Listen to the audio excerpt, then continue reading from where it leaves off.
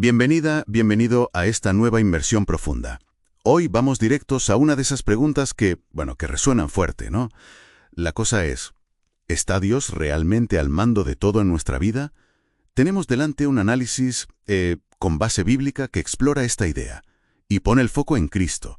La misión, pues, es entender qué significa eso del control divino y si puede ser una fuente de paz real cuando todo parece, pues, incierto. Exacto. Y vamos a tocar teclas importantes, como la soberanía, la providencia de Dios y cómo encajan, o a veces parece que chocan, con nuestra responsabilidad como personas y, claro, con la dura realidad del sufrimiento. La idea es ver si esta visión ofrece, un ancla firme para la confianza. Vale, pues entremos en materia. El texto arranca con un concepto potente, la soberanía de Dios. A ver, ¿qué implica esto en la práctica? Más allá de la idea de un rey en su trono, quiero decir. Pues implica autoridad total y absoluta.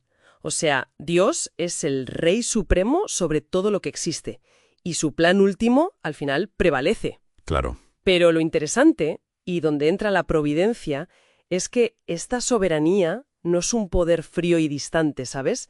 Es un cuidado activo, personal y bueno hacia todo lo creado. Ahí es donde lo más grande se conecta con lo aparentemente pequeño. Ah, vale. Te refieres a esos ejemplos que da el texto, que son muy gráficos, ¿no? Lo del pajarillo o contar los cabellos. Suena casi poético, pero ¿cómo se traduce eso? Precisamente, es que la misma autoridad que dirige el curso de las naciones es la que está atenta a que ni un solo pájaro caiga sin que él lo sepa, o que tiene contados los cabellos de nuestra cabeza. Es potente. Lo que sugiere es un control íntimo detallado. No busca anularnos, sino sostenernos. Es un cuidado que, de alguna forma, envuelve toda la realidad, desde lo cósmico hasta lo más personal. Ya. Pero aquí es donde la cosa se pone compleja, ¿no? Porque si Dios tiene ese control total, absoluto, ¿qué margen queda para nuestras decisiones? ¿Somos como marionetas o somos realmente responsables de nuestros actos, sobre todo cuando hacemos daño? Esa es quizás la tensión más grande en teología, sí. El material que estamos viendo afirma ambas cosas con mucha fuerza. La soberanía total de Dios y a la vez la responsabilidad real del ser humano. ¿Y cómo puede ser eso? Bueno, se usa un término compatibilismo para intentar explicar cómo pueden coexistir. La idea básica es que Dios, en su plan soberano, permite las acciones humanas, incluso las malas, eso es lo que se llama su voluntad permisiva, pero sin ser él mismo la fuente del mal, ¿entiendes? Entiendo. Permite, pero no causa el mal. Exacto.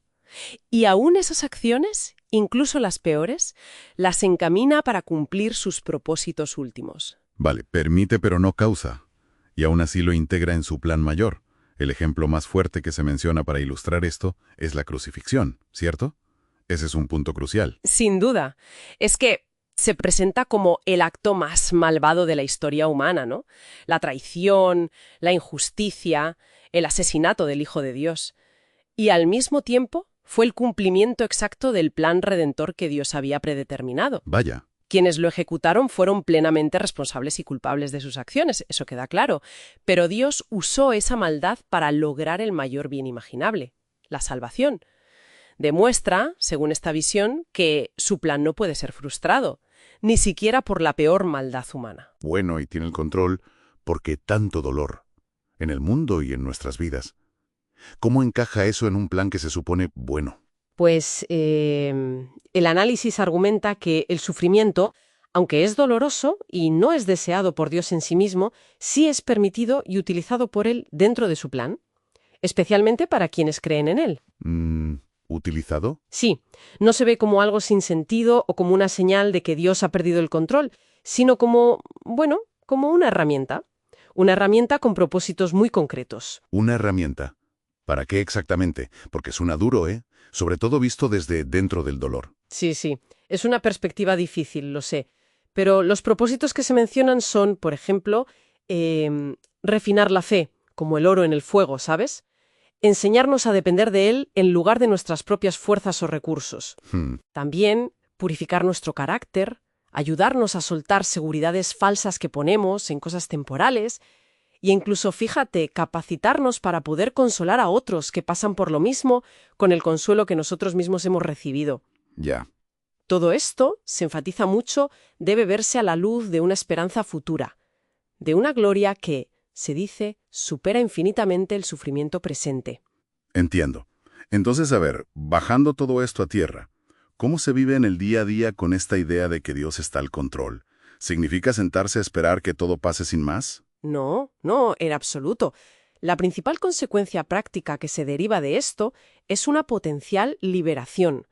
Una liberación del miedo que paraliza y de la ansiedad crónica. ¿Liberación? ¿Cómo? Pues no implica pasividad, sino actuar con responsabilidad. Es decir, tomar decisiones buscando sabiduría en la palabra de Dios, orar pidiendo guía, buscar consejo sabio, pero hacerlo sin el peso aplastante de sentir que todo, absolutamente todo, depende de nosotros. Sin esa carga de tener que controlarlo todo para que salga bien. Es como actuar, hacer tu parte, pero soltando el resultado final, confiando en que hay un plan mayor que el tuyo propio. Exacto. Es una especie de rendición activa y diaria. Haces tu parte lo mejor que puedes, sí, pero confías tus planes y el resultado final a los suyos, asumiendo que sus planes son mejores y más sabios. Y eso se aplicaría a todo, ¿no? A todos, sí.